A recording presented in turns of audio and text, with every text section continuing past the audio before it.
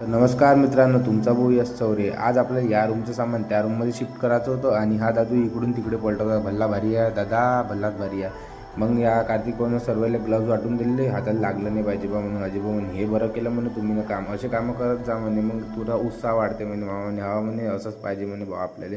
कार्तिक भाऊ म्हणे तुम्ही इकडच्या साईडवर चालले जा म्हणे. मग आलो इकडच्या साईडवर. हे काका तर फांद्याच पाडत होते रे बा, पडत होते ना अंगावर. म्हटलं बरोबर सांभाळून काका, तुम्ही इकडे आहे म्हणे. दादा इकडे आहे म्हणे. मग गेलो याच्यापाशी, हे यानं काढले बा इकडे, कुठून पकडले. म्हटलं ते नाही सांगत म्हणे, तेच ते कला आहे म्हणे आपल्यामध्ये. म्हटलं वा तुमचं काम.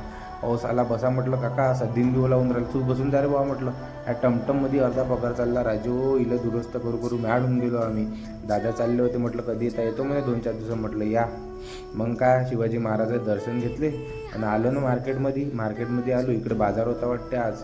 मग काय दादाला म्हटलं तुम्ही काढा म्हटलं तोपर्यंत मुंबईचे, तोपर्यंत आपली प्रेमाची पब्लिक आपल्याला इंस्टा शेअर बी करते म्हटलं, आपल्याला कमेंट बी करते आणि आपल्याला फॉलो करते. करूनच ठेवलं आहे म्हटलं, ज्यानं नाही केलं ते करण म्हटलं, आणि आपलं नाव तर ते विसरतच नाही म्हटलं.